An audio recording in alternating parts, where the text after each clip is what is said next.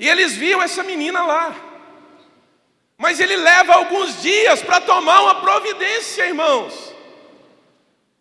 Irmãos, ele tinha a luz, o poder de Jesus sobre ele. Você que é crente no Senhor Jesus, você tem o poder de Cristo sobre você. Você tem o poder de Cristo dentro de você. Você tem a verdade da palavra de Deus dentro de você. Você tem a palavra que pode salvar, que pode mudar a vida. Você tem o poder para dizer não para o pecado. Você tem o poder de mudar certas situações que você aceita. Paulo tinha a solução nas mãos dele o tempo inteiro, mas ele leva alguns dias para resolver a situação daquela menina. Muitas vezes, irmãos, situações que nós aceitamos na nossa vida vão minando as nossas forças. Irmãos, quando nós nos convertemos ao Senhor Jesus, a palavra de Deus nos ensina a viver uma vida reta, uma vida piedosa. Uma vida piedosa, irmãos, não é a gente andar nessa posição o tempo inteiro e viver dentro da igreja. A partir de hoje eu vou viver dentro da igreja, eu vou orar 8, 10 horas por dia, eu vou orar e eu vou viver uma vida piedosa. E você muda a roupa e vem para a igreja e agora o seu lugar é aqui. Não, irmãos, isso não é vida piedosa. Você é um trabalhador, você é um pai de família, você tem que defender o sustento da sua casa, querido. Você tem que gerenciar a empresa, você tem que cumprir o seu horário no trabalho, você tem que ganhar o pão, meu querido. Você que é dona de casa, você tem que cuidar dos seus filhos. Você tem o seu trabalho, você tem o seu estudo, mas pode ser uma pessoa piedosa, trabalhando, estudando, irmãos, viver uma vida reta, de santidade ao Senhor, falar coisas que edificam as pessoas, ser luz na vida das pessoas. Mas nós não podemos aceitar na nossa vida situações que vão minar as nossas forças. Tem muita coisa que você aceita na sua vida, coisas essas que deveria deixar você indignado. Como por exemplo, o fato de Paulo passar ali todos os dias e ver aquela menina sendo escrava daqueles homens, possuída por um demônio predizendo o futuro. Deveria deixar ele indignado, mas nos primeiros dias não deixou, não se sabe por quê. Talvez porque não prestou atenção direito, enfim, não sei. Por que a gente aceita na nossa vida algumas coisas que não deveriam estar lá? Eu não estou pregando uma palavra para trazer um peso de condenação e de juízo sobre a sua vida, não.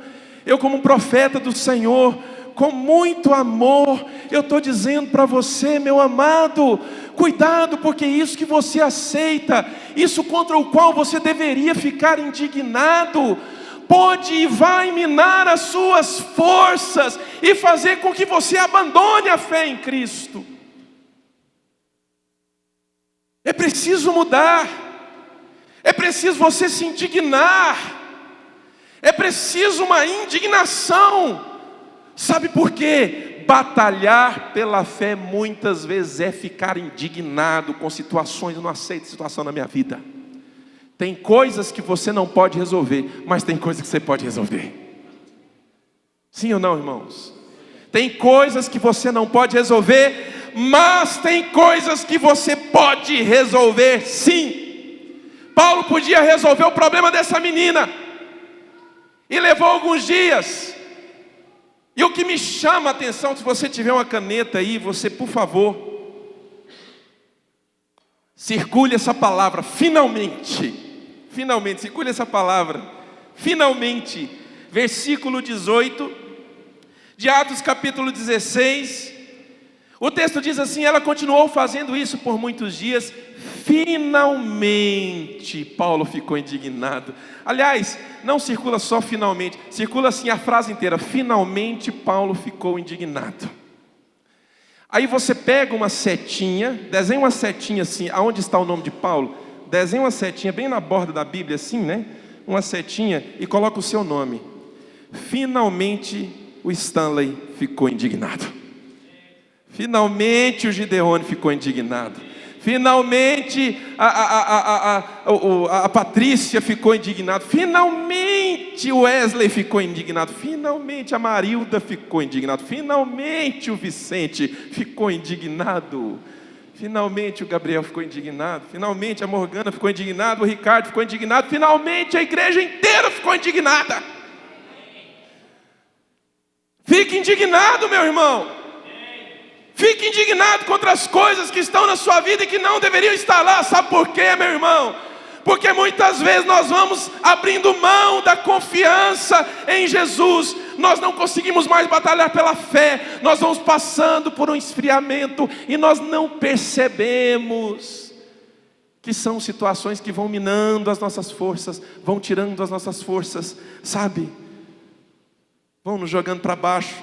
Isso não acontece numa noite de domingo, numa manhã de segunda, não, isso vai acontecendo ao longo dos anos. Ao longo dos anos. Rogo-vos, pois, irmãos, pelas misericórdias do Senhor, que apresenteis os vossos corpos como sacrifício vivo, santo e agradável a Deus, que é o vosso culto racional, e não vos conformeis com este século. Na minha versão, NVI, eu amo esse texto, sabe por quê? Porque foi traduzido de maneira diferente. Ele foi traduzido assim: não tomem a forma do mundo, não se amoldem ao padrão desse mundo. Um exemplo ridículo, mas serve. Quer ver? Pronto. Se amoldou à forma que eu quis. Não se amolde ao padrão desse mundo. Não tome a forma do mundo. Porque tomando a forma do mundo, você vai deixar de batalhar pela fé. Você vai deixar de ser santo ao Senhor. Você vai realmente se convencer de que ir na igreja dá dinheiro para pastor. Uma grande mentira. Isso é mentira do diabo, irmãos. Quer dizer, tem algumas aí que realmente se for vai dar dinheiro para o pastor mesmo. Não é o caso da Casa de Esperança. Mas são coisas que vão colocando na nossa cabeça, cujo objetivo é fazer com que você se envergonhe de ser crente, é fazer com que você se envergonhe de servir a Deus, é fazer com que você se envergonhe de ser um homem ou mulher de Deus. Nós não podemos tomar a forma do mundo. Eu citei agora Romanos capítulo 12, versículos 1 e 2. Rogo-vos, pois, irmãos, pelas misericórdias do Senhor, que apresenteis os vossos corpos, como o pastor Rodrigo tem ensinado no louvor. Você teve um dia, não teve um tempo da sua vida que você ofereceu o seu corpo ao pecado. Mas agora você é crente no Senhor Jesus, então ofereça o seu corpo ao Senhor, para glorificar o Senhor, para viver uma vida santa, uma vida que agrada ao Senhor. E aí o versículo 2 de Romanos 12 diz assim: e não vos amoldeis ao padrão desse mundo, não tomem a forma desse mundo, ou não vos conformeis com este século. Não se conforme com esse século, com este mundo, mas transformai-vos pela renovação da vossa mente, para que experimenteis qual seja a boa, agradável e perfeita vontade de Deus. Que precioso, irmãos, que profundo, que forte isso, irmãos. Mas nós vamos abrindo mão de algumas coisas, irmãos, nós deixamos de ficar indignados com algumas coisas. E aí isso vai abrindo mão, e isso vai minando, irmãos, a nossa fé em Jesus. Isso vai minando, irmãos, a nossa fé em Cristo. Isso vai minando, irmãos, a nossa, isso vai fazendo com que nós passemos por um esfriamento, irmãos. Longe de nós uma coisa desse nível, irmãos. Passar por um esfriamento. Você marcou aí na sua Bíblia? Marcou? Finalmente Paulo ficou indignado. Finalmente o pastor Stanley ficou indignado. Finalmente. Finalmente. E o que ele fez? O que ele fez? Sabe o que ele fez, irmãos? Ele usou a autoridade que Deus havia dado a ele. Use a autoridade que Deus te deu. Use o poder que Deus te deu, Porque as armas da nossa milícia não são carnais, mas são poderosas em Deus, para derrubar fortalezas. 2 Coríntios capítulo, me ajuda aí, 2 Coríntios capítulo 11, versículo, lembra aí, Rodrigo, você que é bom de lembrar texto, procura aí no tablet. Porque as armas da nossa milícia não são carnais, as armas da nossa luta não são carnais, mas elas são poderosas em Deus, irmãos. A nossa arma é poderosa em Deus, a oração do servo de Deus é poderosa no Senhor, muito vale por sua eficácia a oração do justo. Justo não é quem faz tudo certo. Justo é quem creu em Jesus e foi lavado e remido pelo sangue de Cristo. Esse é justo. Ele é justo não é porque não comete nenhum deslize, nenhum pecado, nada. Não, irmãos, isso não é ser justo. Justo é aquele que foi justificado pelo sangue de Cristo. O que é ser justificado pelo sangue de Cristo? É quando você recebe a Cristo como seu Senhor e Salvador. O sangue dele lava os seus pecados são perdoados. E você crê que é só através de Jesus Cristo que você pode ser salvo. Você entrega o seu coração a Jesus, e então agora você passa a ser um justo. Ainda que você cometa erros, ainda que você cometa pecados, mas você é justo. Como assim, pastor? É justo, porque lá em 1 João diz assim: filhinhos, essas coisas eu vos escrevo para que não pequeis. Se porventura, porém, alguém pecar, lembre-se, temos um advogado junto ao Pai, Jesus Cristo justo. Ele é a propiciação, aleluia. Ele é a propiciação pelos nossos pecados. Confessai, pois, os vossos pecados uns aos outros para serem curados. Se confessarmos os nossos pecados, Ele é fiel e justo para nos perdoar os pecados e nos purificar de toda a injustiça. Use o poder da oração, porque as armas da nossa milícia, da nossa luta, não são carnais.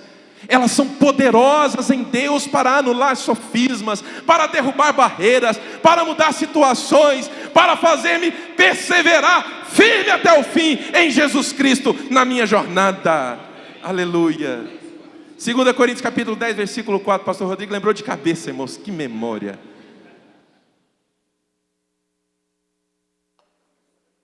Finalmente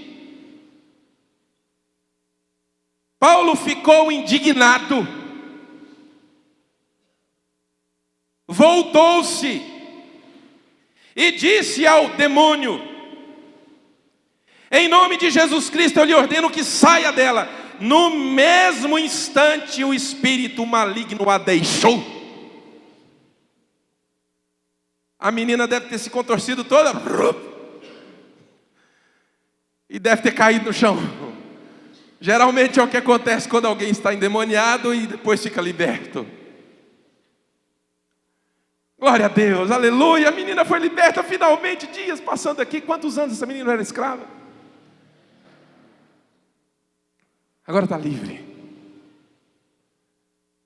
Como é bom usar o poder de Deus. Aleluia. Eu sou crente, expulsei um demônio. Olha, é um nível bom, hein? Todo crente pode expulsar demônio. Se crê em Cristo, você pode expulsar demônio. Tem que ser corajoso. É isso que falta na maioria dos crentes. Mas você que é crente em Jesus, você pode expulsar o demônio. Pode sim. Pode ou não pode, irmão? Sim ou não? Sim ou não, irmãos? Pode. Se você é crente em Jesus, você pode expulsar. Mas o irmão fica com medo. Aí tem que chamar o pastor. Né? Vai lá, pastor, você é pago para isso.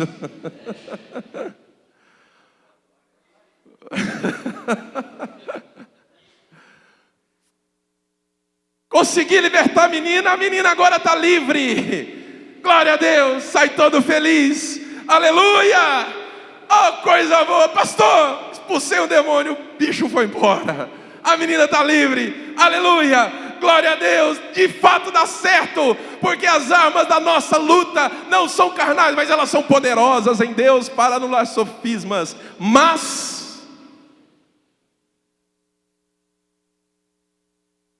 Olha para mim, preste atenção.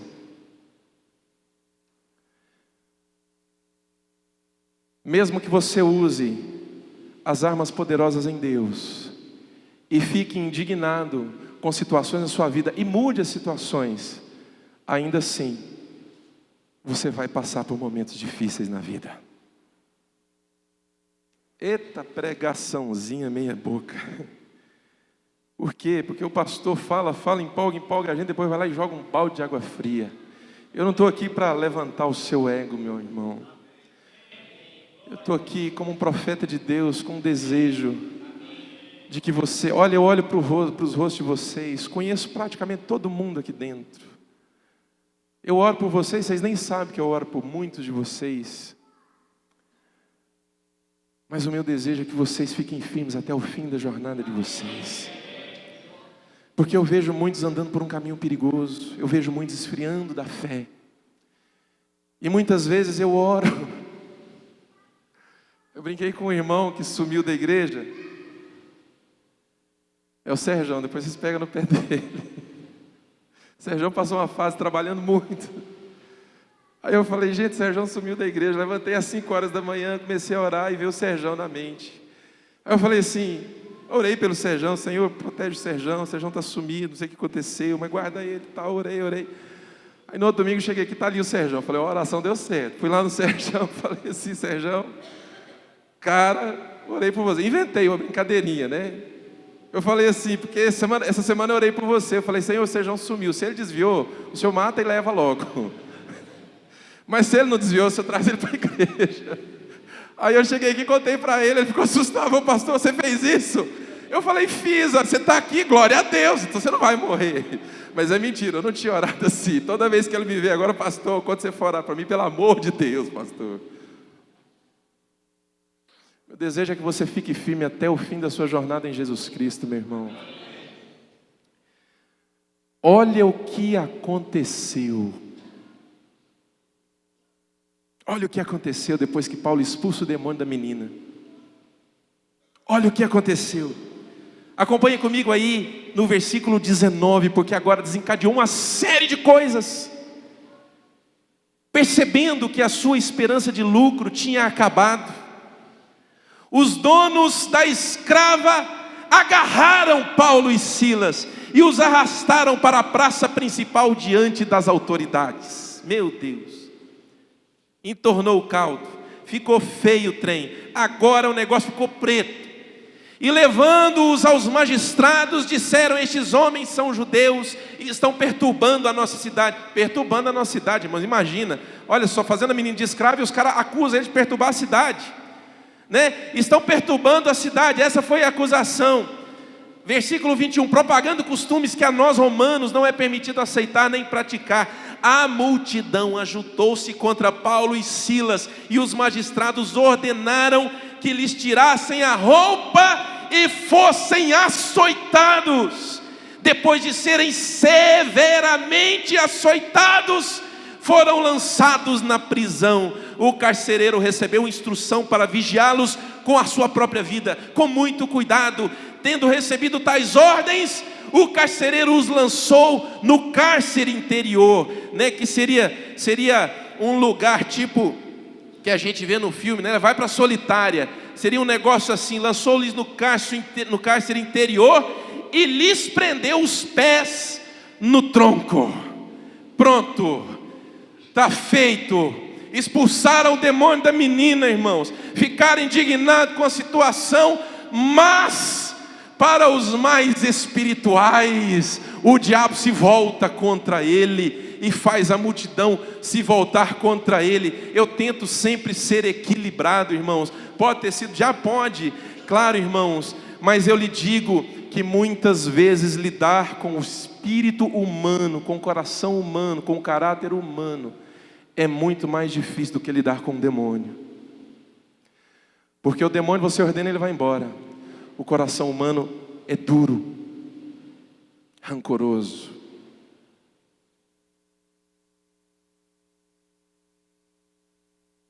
E agora eles são acusados, os donos da escrava agarram eles e arrastam, não levam andando, arrastam eles para a frente dos magistrados, para o juiz. O julgamento foi ali na hora. A execução da sentença em minutos. Não teve chance, não teve choro nem vela, eles não foram nem ouvidos. Presta atenção, porque isso fala a nossa vida, irmãos. Eles não foram nem ouvidos. Ouviram apenas a acusação. Tudo por quê? Sabe por quê? Porque tendo expulsado o demônio da menina, agora a menina não ia mais dar lucro para eles. Acabou. Irmãos, o juiz falou, vocês são culpados, a sentença é, vão apanhar. Irmãos, ordenou que fossem, como está a expressão aí no texto? Que fossem açoitados. E o texto diz que eles foram severamente açoitados. E foram presos. E o carcereiro recebeu a ordem de guardá-los com a própria vida. E o carcereiro falou, não, aqui não está bom não, essa cela aqui é para os bonzinhos, os maus igual vocês vão lá para a solitária. Irmãos, prenderam os pés deles no tronco, trancaram a cela, estavam lá, irmãos, ensanguentados sim, porque severamente açoitado, irmãos. Quem assistiu o filme Paixão de Cristo, lembra quando Jesus está apanhando com varadas nas costas. Fica os vergões, vai indo, a pele não aguenta, começa a sangrar. Onde está a tua fé? Aí, eu sou crente, estou passando por isso. Aí, o que adianta eu ir na igreja? A gente usa uma expressão até horrível. Que expressão? Quanto mais eu rezo, mais assombração aparece. Né? Já ouviram isso? Eu já ouvi muito isso. Porque nós achamos, irmãos, que por sermos crentes estamos livres de problemas. Não estamos. Você acha que eu, pastor Stanley, sou melhor do que essa mulher grávida que apanhou? Eu não sou melhor do que ela não, irmãos. Você acha, irmãos, eu posso estar numa condição e num ambiente onde eu não enfrento esse tipo de dificuldade. Mas eu não sou melhor do que ela, irmãos. Não, pastor, você não passa por isso aqui, porque você é um homem de Deus. Irmãos, ela também é uma mulher de Deus. Sabe quantos quilômetros eles moram da igreja? Todos eles foram na igreja no domingo seguinte ao ataque. O ataque aconteceu na sexta. No domingo seguinte eles foram na igreja. Hoje foram novamente. Sabe quantos quilômetros? 25 quilômetros que eles moram da igreja. 25 quilômetros. Andam 5 a pé. Porque moram num lugar onde o alto não vai, o alto rickshaw não vai lá pegar eles, não tem jeito, não vai lá. Então eles têm que ir para a rodovia, anda 5 quilômetros a pé, aí lá na rodovia pegam o alto, 5 quilômetros a pé, 1 hora andando, depois tem mais 20 quilômetros até chegar na igreja, estão lá. Crente no Senhor Jesus. Qual é, irmãos, a nossa reação diante de adversidades? Diante de coisas que não dão certo, preste atenção nisso. Qual é, irmãos, a nossa reação diante de orações que não são respondidas? Qual tem sido, irmãos, a nossa reação diante de campanhas que nós fazemos e muitas vezes parece que não dá certo? Qual é a nossa reação, irmão, diante de coisas que deveriam dar certo, mas não dá?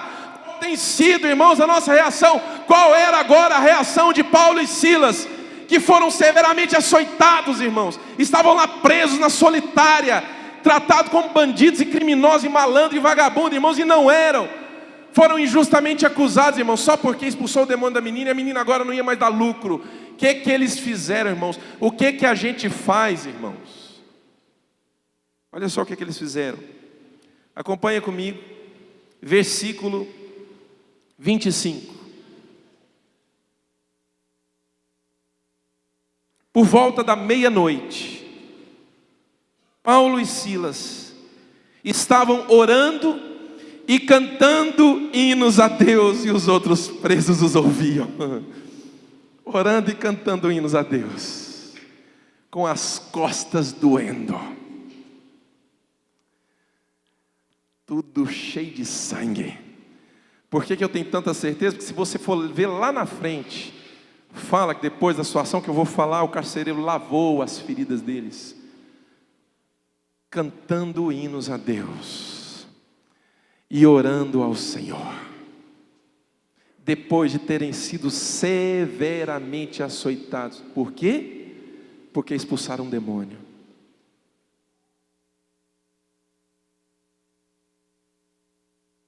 Olha, irmãos, eu não sei o que vai virar do Brasil, da igreja brasileira, não sei. Mas em nome de Jesus, no que depender de mim como pastor para ensinar, para mostrar, essa igreja vai ser uma igreja forte em Jesus. Forte em Jesus.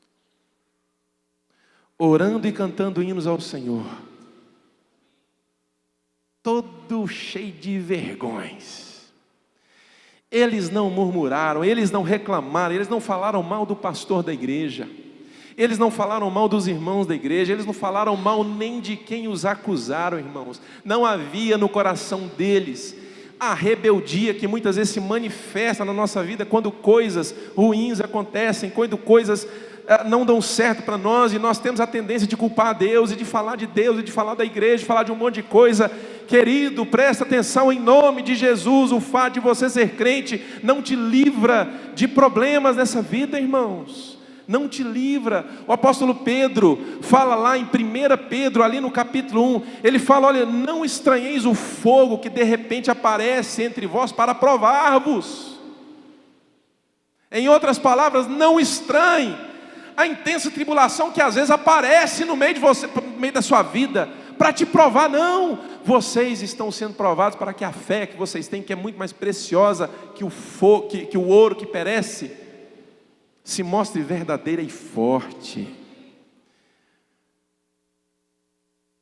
Sabe, irmãos, é quando nós tiramos a rebeldia da nossa vida, quando nós tiramos as murmurações da nossa vida, quando nós afastamos do nosso coração a amargura, a raiva por não ter dado certo, a decepção por não ter dado certo, quando nós, irmãos, mesmo diante de uma situação tão extrema assim, continuamos firmes em Jesus, continuamos firmes no Senhor, mesmo tendo apanhado desse jeito, sendo acusado injustamente, falsamente,